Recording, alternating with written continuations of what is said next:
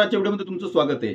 लोकसभेचे निकाल लागले, महायुतीला अपयश आलं आणि याच्यानंतर आता दुसरा प्रश्न लगेच तयार झाला, की हे जे पराभूत झालेले दिग्गज उमेदवार आहेत, त्यांचं पुढे राजकीय भवितव्य काय असेल? ते पुढे काय करतील? आणि त्यांना कुठल्या पद्धतीने त्यांना आता पुन्हा कमबॅक करण्याचा चान्स मिळेल, याविषयी चर्चा सुरू झाल्यात आणि आपणही या व्हिडिओमध्ये त्याविषयी मराठवाड्यातील जे दिग्गज उमेदवार पराभूत झाले त्याविषयी चर्चा करूया. नमस्कार, माझं नाव संतोष पवार आणि आपण पाहतात संकल्प टुडे. निवडणुकीनंतर जे आपल्या चर्चा सुरू झाल्या, की हे जे राजकीय जे दिग्गज या लोकसभेला पराभूत झाले त्यांचं पुढे भवितव्य काय, त्यांच्यापुढे कुठले कुठले पर्याय आहेत, यावर आपण या व्हिडिओमध्ये चर्चा करणार आहोत. सगळ्यात पहिला लोकसभा मतदारसंघ आपण घेऊया, नांदेड लोकसभा मतदारसंघ. नांदेड लोकसभा मतदारसंघामधून भारतीय जनता पार्टीचे प्रताप पाटील चिखलीकर हे पराभव त्यांना पत्करावा लागला.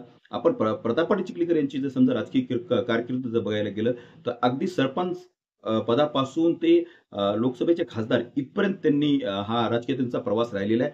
याच्यामध्ये दोनदा त्यांनी लोहा लोकसभा मतदारसंघाचं विधानसभेमध्ये प्रतिनिधित्व केलेलं आहे आणि त्यांची एक ख्याती अशी आहे की एक कार्यकर्त्यांना धरून चालणारा राजकीय नेता म्हणून तशी त्यांची नांदेड जिल्ह्यामध्ये ओळख आहे. आपण पाहायला गेलं तर प्रताप पाटील चिखलीकर यांच्या पुढे आमदारकीशिवाय दुसरा पर्याय आता सध्या दिसत नाहीये. ते विधानसभेची निवडणूक कुठून लढू शकतात. त्यामध्ये नांदेडमधनं ते एखाद्या निवडणूक लढू शकतात, तिथून सुद्धा ते उमेदवारी आपली देऊ शकतात किंवा तिथून लढू शकतात, अशाच चर्चा. पण तिथं अडचण अशी की त्यांचे जे भाऊजी आहेत श्यामसुंदर शिंदे जे विद्यमान आमदार आहेत ते लोहा विधानसभा मतदारसंघाचे आमदार आहेत. त्यामुळं त्यांच्यापुढं दुसरा कुठला पर्याय ते आता पाहावं लागेल. त्याच्यामध्ये हेमंत पाटील हे हिंगोली लोकसभा मतदारसंघाचे खासदार होते, पण गेल्या निवडणुकीमध्ये त्यांना तिकीट हे नाकारण्यात आलं, त्यांना उमेदवारी देण्यात आली नाही. त्यांना त्यांच्या पत्नीला तिथून हिंगोली यवतमाळ वाशिममधनं उमेदवारी देण्यात आली, पण तिथं राजेश्रीताई पाटील या त्यांच्या पत्नी पराभूत झाल्या. आता हेमंत पाटला पुढे विधानसभेशिवाय दुसरा पर्याय दिसत नाहीये आणि याच्यासाठी त्यांच्यासोबत एकच मतदारसंघ उरलेला आहे, तो नांदेड विधानसभा मतदारसंघ, की जिथं याच्या आधी सुद्धा हेमंत पाटील यांनी तिथलं प्रतिनिधित्व केलेले आहे, तिथून ते आमदार राहिलेले आहेत. हा एकच पर्याय सध्या तरी हेमंत पाटील यांच्या समोर दिसत आहे. आता त्यानंतरचे जे परभणीचे लढत होती, तिथं या लढतीकडे सगळ्या महाराष्ट्राचं लक्ष आलं होतं, कारण की तिथून राष्ट्रीय समाज पक्षाचे महादेव जानकर यांना उमेदवारी देण्यात आली होती. महादेव जानकर तिथून पराभूत झाले आणि आता पाहायला गेलं तर महादेव जानकरांनी आता पण लोकसभेचं 2 वेळेस हा सलग त्यांचा तिसरा पराभव लोकसभेचा होता आणि त्यामुळं महादेव जानकरांबाबतीत जर म्हटलं तर महादेव जानकर हे धनगर समाजाचे खूप मोठे नेते आहेत. याआधी सुद्धा त्यांना विधान परिषदेवरून घेऊन त्यानंतर त्यांना मंत्रिमंडळामध्ये महाराष्ट्राच्या मंत्रिमंडळामध्ये स्थान सुद्धा मिळालं होतं. तशाच पद्धतीचं काहीतरी होऊ शकतं. महादेव जानकर हे यांना राज्यसभेवर घेतलं जाऊ शकतं किंवा मग विधान परिषदेवर घेऊन त्यांना मंत्रिपद दिलं जाऊ शकतं किंवा त्यांचं राजकीय पुनर्वसन जे आहे ते केलं जाऊ शकतं.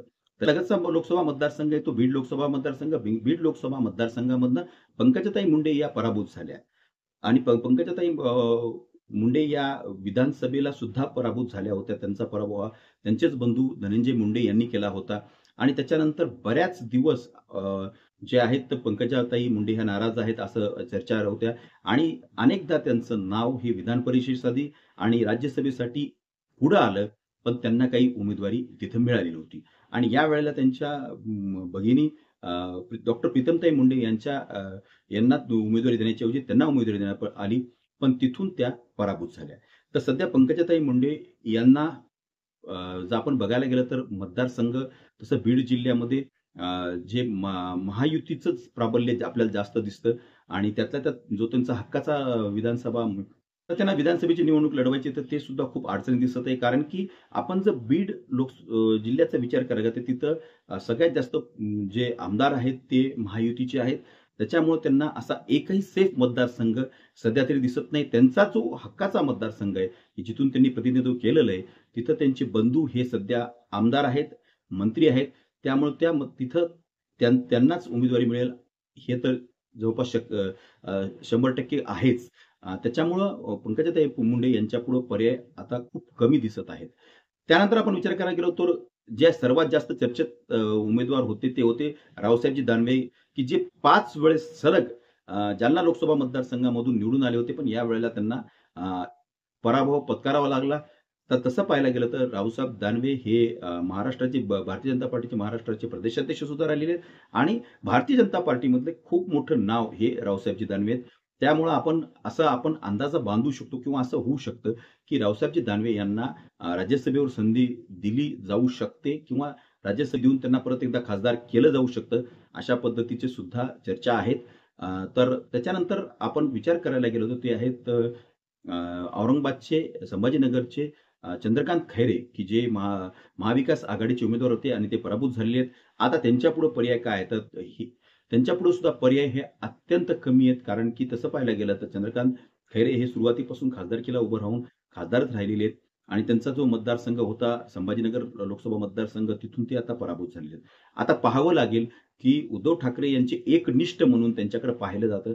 आता त्यांना नेमकी कुठून संधी दिली जाते कारण की राज्यसभेचे सुद्धा आता विधानसभेमध्ये एखाद्या मतदारसंघामधून त्यांना सुद्धा संधी मिळण्याची दाट शक्यता आपण म्हणायला हरकत नाहीये. तर अशा पद्धतीने जे मराठवाड्यातले दिग्गज जे की या निवडणुकीमध्ये पराभूत झाले, आता त्यांचं नेमकं राजकीय पुनर्वसन कसं होतं आणि त्यांच्यापुढे राजकीय पर्याय पुढे काय त्यांच्यापुढे पर्याय आहेत याविषयी आपण चर्चा केलेली आहे. आणि हा व्हिडिओ नक्की तुम्हाला आवडला असेल लाईक आणि शेअर करायला विसरू नका आणि अशाच बातम्यांसाठी संकल्प टुडे या चॅनलला सबस्क्राईब करायला विसरू नका. धन्यवाद.